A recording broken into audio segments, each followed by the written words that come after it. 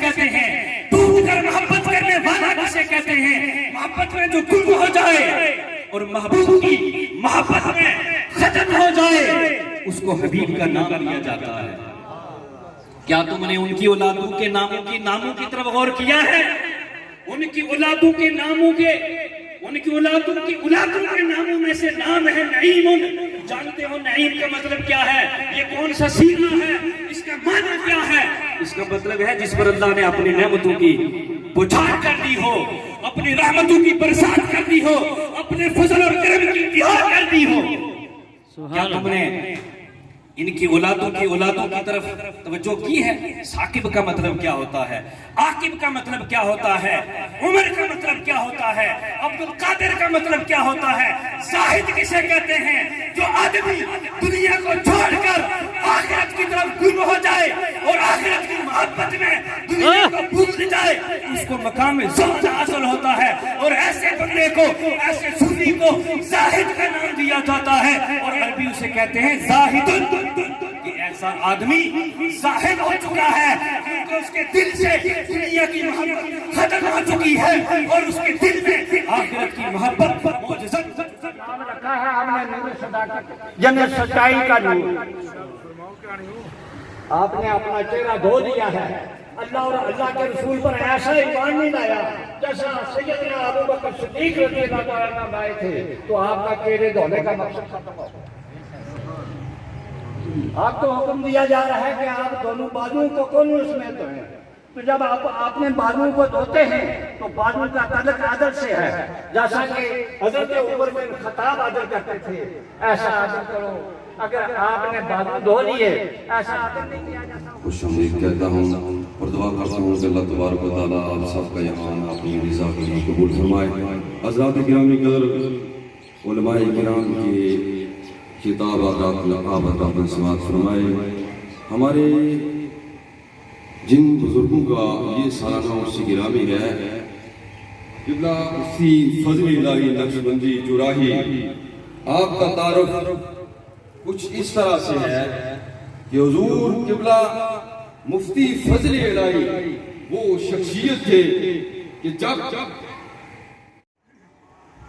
محمد حمد سے مشتق ہے اور حمد سے مشتق اسماء پاک چھے،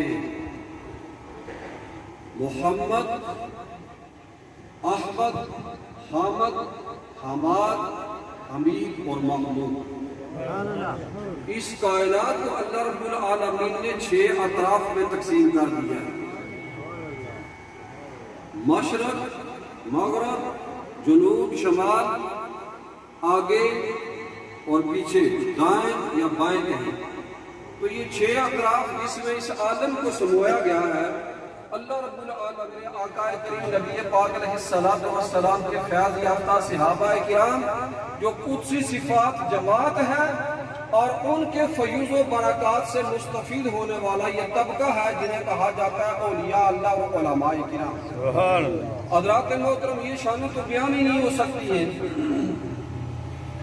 حضور علیہ السلام نے ارشاد فرمایا کہ یہ وہ لوگ ہیں کہ جن کا ظاہر بھی اور باطن بھی، اٹھنا بھی اور بیٹھنا بھی، چلنا بھی اور پھرنا بھی، کھانا بھی اور پینا بھی، یہ خشیت الہیہ اور رضا الہی کے عین تابع ہوتا ہے۔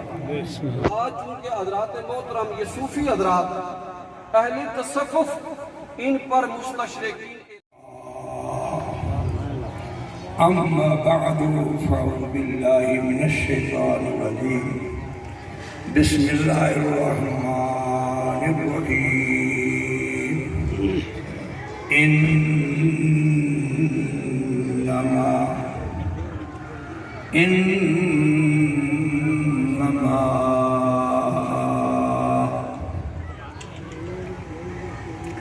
انما ولیکم اللہ ورسولہ والذین آمنوا صدق اللہ مولانا العظیم ان اللہ ملائکتہ یصلون علی النبی۔ کہتے ہیں کہ اللہ کا ولی جب کوئی بندہ کسی اللہ کے ولی کے پاس جاتا ہے بایات، کچھ بھی نہ وہ آپ کو کہے، کچھ بھی وظیفہ نہ بتائے، کوئی بھی واعظ و نصیحت آپ کو نہ کرے، صرف آپ اس کی مجلس میں بیٹھے ہیں، وہ بھی خاموش ہے، آپ بھی خاموش ہیں، صرف بیٹھے ہیں، اس کی بندگی، اس کا شب و روز اللہ کا ذکر کرنا اور بندگی کرنا، اس کی جو انوار و تجلیات جو اس پر پڑتی ہے، اللہ تعالیٰ اس پر کرم فرما دیتا ہے اس بیٹھنے والے پر۔ یہ تو بعد کی بات ہے کہ جب کسی فقیہ اعظم کے پاس آپ بیٹھیں گے، کسی عالم پیر کے پاس بیٹھیں گے، وہ تو آپ کو وصیت و نصیحت اور رائے نقش قدم پہ چلنے والے، حضور کے غلام، حضور کے عاشق، جن کو اغیار آج راہ راستے بھٹکانے کی ساری کوشش کر رہا ہے، پورا سرمایہ انویسٹ کر رہا ہے، باطل کفر کو پھیلانے کے لیے ساری توانائیاں صرف کیے ہوئے ہیں، لیکن کیا وجہ ہے کہ اتنی طاقت کے باوجود، اتنی قوت کے باوجود، اتنا سرمایہ انویسٹ کرنے کے باوجود آج بھی باطل اپنی اس کوشش کے اندر کامیاب کیوں نہیں ہو رہا؟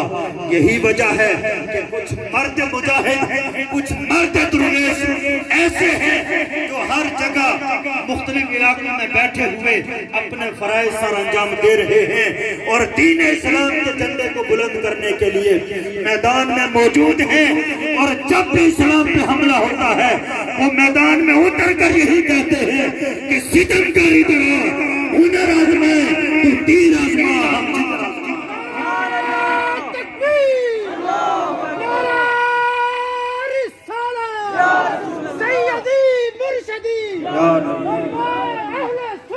زندہ باد، زندہ باد،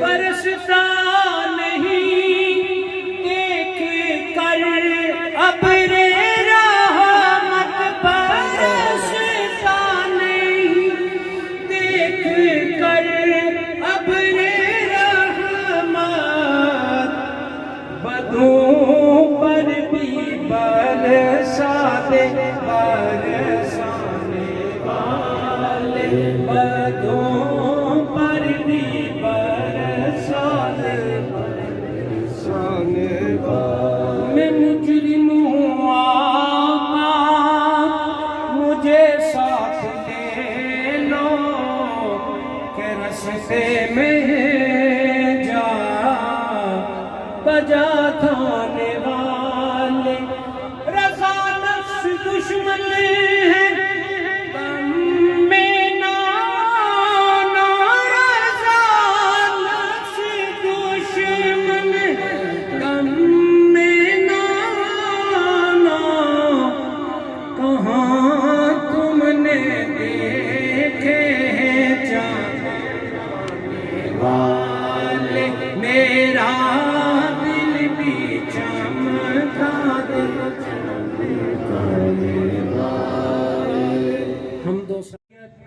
الحاج محمد عبداللہ عتیق نقشبندی دامت برکاتہم العالیہ فرما رہے ہیں، ہماری خوش نصیبی ہے کہ آج ہم اس پر نور اور پر رونق محفل میں علماء کی موجودگی میں یہاں پر بیٹھے ہوئے اللہ اور اس کے رسول اور اللہ کے ولیوں کا تذکرہ کر رہے ہیں۔ مجھ سے پہلے آپ نے مقتدر علماء اہل سنت سے بہت سارے خطاب سنے، ہر ایک پھول کی اپنی خوشبو ہے، ہر عالم نے اپنا حق ادا کیا اور آپ کو دینی میسج بھی دیا اور آپ کو جگانے کی بھی کوشش کی اور معاشرے کی اصلاح کرنے کی بھی کوشش کی۔ میں انشاءاللہ العزیز چند منٹوں میں انشاءاللہ اپنا خطاب سمیٹنے کی کوشش کروں گا۔ علماء کی انشاءاللہ پشت پناہی ہوگی، اگر مجھ سے کوئی علمی غلطی ہوئی تو انشاءاللہ یہ اصلاح فرمائیں گے، اور اگر کوئی اچھی بات کہی تو انشاءاللہ شاباش دیں گے۔ میں نے قرآن کریم فرقان حمید سے آپ کے سامنے ایک مشہور آیت کریمہ تلاوت کی ہے، جو میرے سے پہلے بھی علماء اس کی تلاوت کر چکے ہیں۔ اللہ رب العزت ارشاد فرماتا ہے، الا ان اولیاء اللہ لا خوف علیہم ولا هم يحزنون. سبحان اللہ. سبحان اللہ. سبحان اللہ. الا خبردار ان اولیاء اللہ لا خوف علیہم، اللہ کے ولیوں کو نہ کوئی خوف ہے، ولا هم يحزنون، اور نہ ہی ان کو کوئی حزن و ملال ہے. سبحان اللہ. الذین آمنوا وکانوا یتقون. وہ جو ایمان لائے، وہ جو ایمان والے ہیں اور انہوں نے تقوی اختیار کیا. ہمارے علماء کرام نے اس پر مختصراً آپ سے بات کی. میں آپ کی خدمت میں یہ عرض کرنا چاہتا ہوں کہ ولی کے معنی دوست کے بھی ہیں، ولی کے معنی قرب کے بھی ہیں، ولی کے معنی مددگار کے بھی ہیں.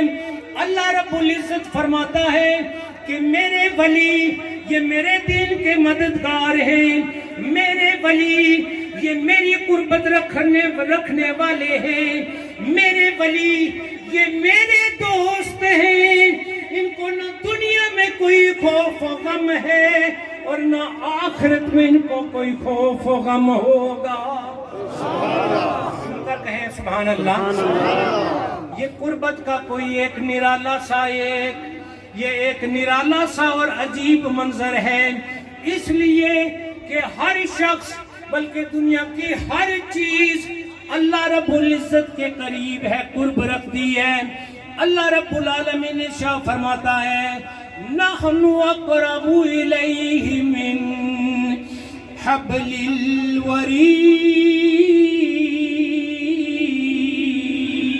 سبحان اللہ. ہم بندہ کی جان سے بھی زیادہ قریب ہیں، لیکن اللہ رب العالمین نے ایک خاص قرب دیا، ایک خاص عنایت فرمائی جو ہر کسی کو میسر نہ ہوئی. اللہ رب العالمین نے اپنے نیک بندو کو ایک خاص قرب دیا. قیامت کا روز ہوگا، سب لوگ اپنی مصیبت میں پریشانی میں ہوں گے، لیکن اللہ کے ولی جو ہے وہ ہر میدان میں سرخرو ہوگا. سبحان اللہ. اللہ کے ولی ہر میدان میں سرخرو ہوں گے. کہے سبحان اللہ. سبحان اللہ. سے کہے سبحان اللہ. سبحان اللہ. اللہ اکبر. یا رسول اللہ. آستانہ علیہ چک سید آباد شریف زندہ آباد. آستانہ علیہ نہری شریف، آستانہ علیہ چوہ شریف. یہاں پر گرمی کافی برستی ہے، تو یو کے میں ہمیشہ جو ہے نا ٹھنڈ ہی رہتی ہے، پسینہ نکلتا ہے، وہ سارا جو ڈیمپ ہوتا ہے نا، وہ جو ٹھنڈک ہوتی ہے وہ نکلتی ہے، لیکن یہ اس میں اتنی گرمائش ہوتی ہے کہ زبان سوکھ رہی ہے اس میں. تو دعا کریں اللہ رب العالمین ہم سب پر اپنا فضل و کرم فرمائے. تو قرب یہ اللہ تعالیٰ نے اپنے ولیوں کو عطا فرمایا، اور یہ قرب وہ ہے کہ جس سے اللہ رب العالمین نے اپنے ولیوں کو کمالات عطا فرمائے اور کرامات عطا فرمائے. کہ دیکھیں حضرت غوث اعظم رضی اللہ تعالیٰ عنہ نے بے جان کو زندہ کر دیا، حضرت معین الدین چشتی اجمیری نے انا ساگر کو کٹارے میں بند کر لیا.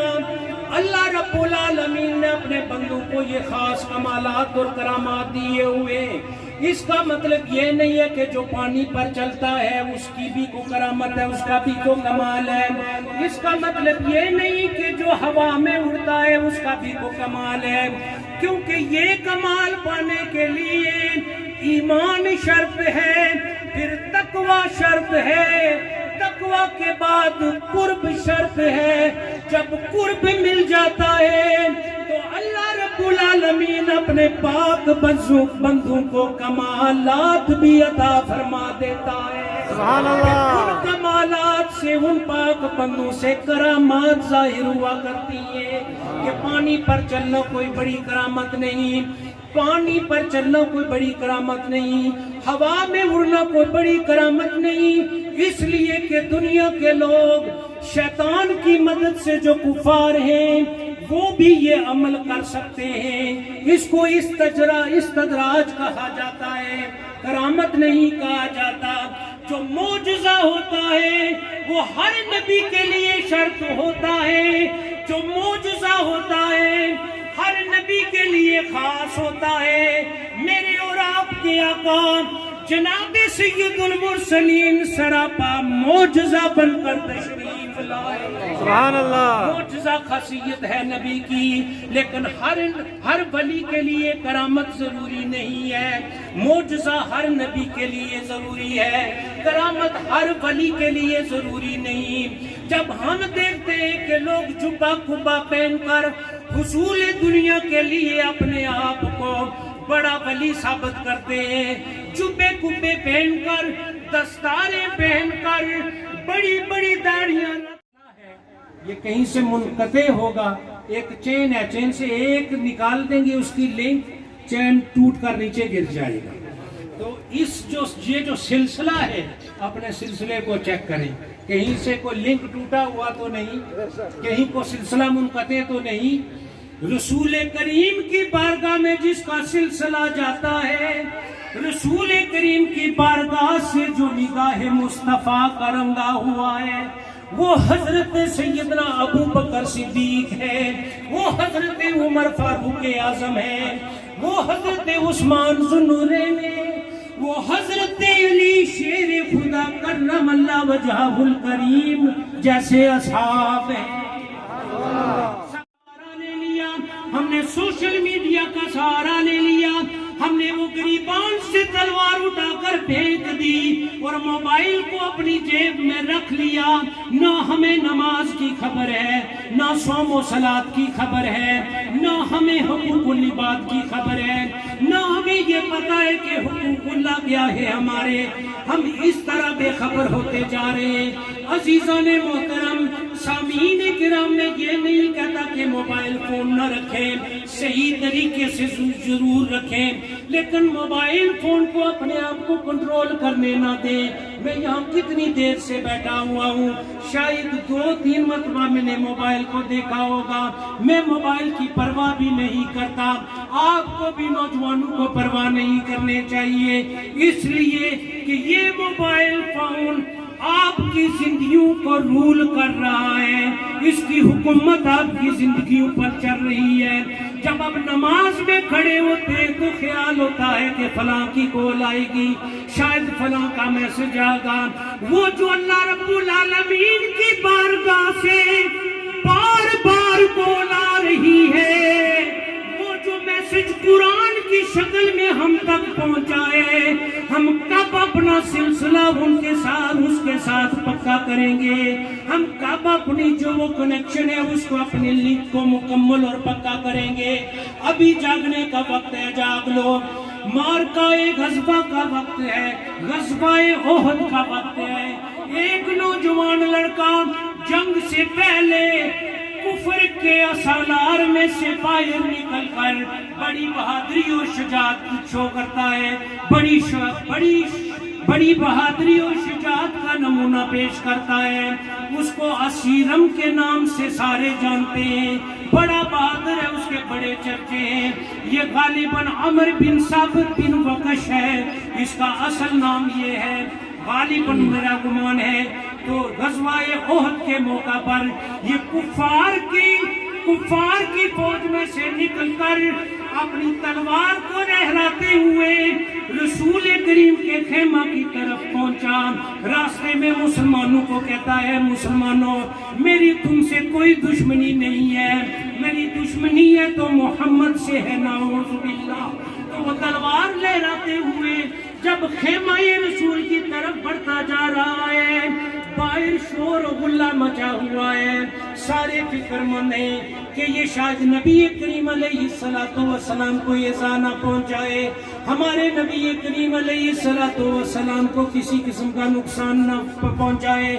نبی کریم علیہ السلام نے جب یہ سنا، خیمے سے باہر تشریف لے کر آتے ہیں، صحابہ سے پوچھتے ہیں. صحابہ نے پورا مارکا بتایا. فرمایا، ایک صحابی کہتے ہیں، یا رسول اللہ آپ خیمہ کے اندر تشریف لے جائیں، ہم نہیں چاہتے کہ وہ لڑکا نوجوان ہے اور بہادر ہے آپ کو کسی قسم کا نقصان پہنچائے. اس کی تلوار کے وار ایسے ہیں کہ وہ نقصان پہنچا سکتا ہے. اللہ کے رسول نے فرمایا میرے صحابہ اب فکر نہ ہو پریشانی نہ کریں, اس کی تلواروں کے تو وار دیکھے ہیں, مجھ محمد کی نظروں کے وار کہاں دیکھے. اس کو آنے دے میری طرف. وہ آ گیا, میں اختصار کے ساتھ آپ کی خدمت میں پیش کرتا ہوں. وہ آ گیا رسول کریم کے خیمہ کے پاس, تلوار لہرا رہا ہے اور کہتا ہے محمد تمہیں میری تلوار سے کون بچائے گا. رسول کریم نے فرمایا میرا اللہ بچائے گا. وہ تو پھر پوچھتا ہے میری تلوار سے کون بچائے گا. رسول کریم نے پھر فرمایا مجھے اللہ بچائے گا. تیسری مرتبہ پھر سوال کیا, پھر رسول کریم نے فرمایا میرا اللہ بچائے گا. تیسری بار یہ کہنا تھا کہ اس کی ہاتھ سے تلوار نیچے گر گئی.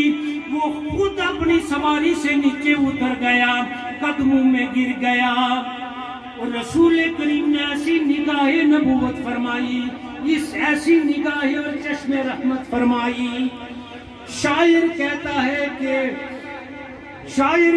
ہے کہ تیری نگاہ کرم نے, تیری چشم کرم نے اشارے کر دیے, جو بھی ذرے سامنے آئے سب ستارے کر دیے. بس لگ گئی چوٹ محبت والی, آیا تن من دی گئی خبر نہ کوئی, ایسا عشق نے تیر چلایا. سبحان اللہ اکبر یا رسول اللہ, لبیک یا رسول اللہ.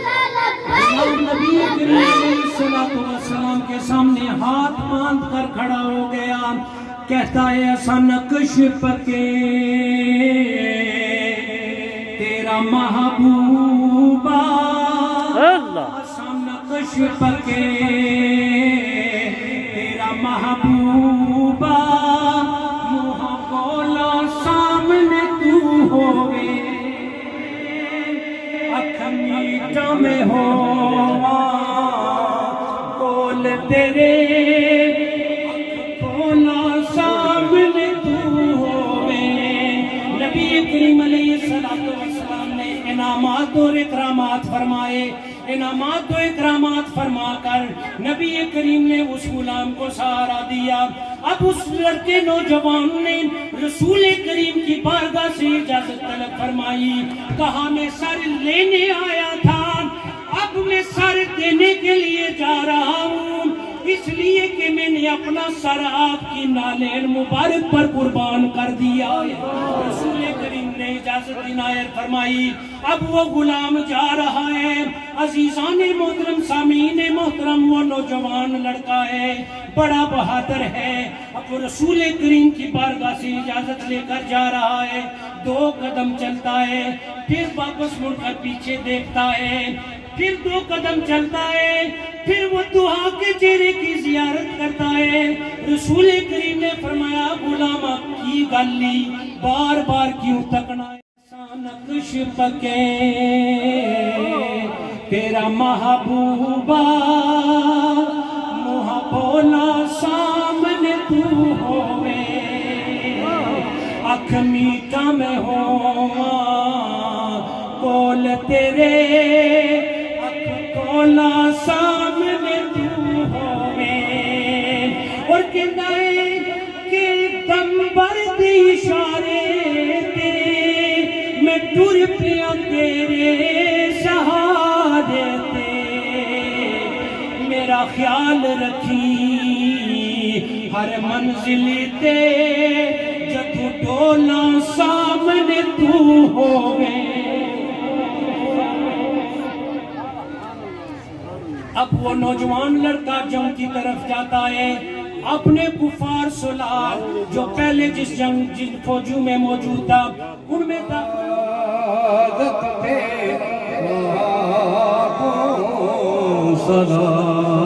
मुस्तफा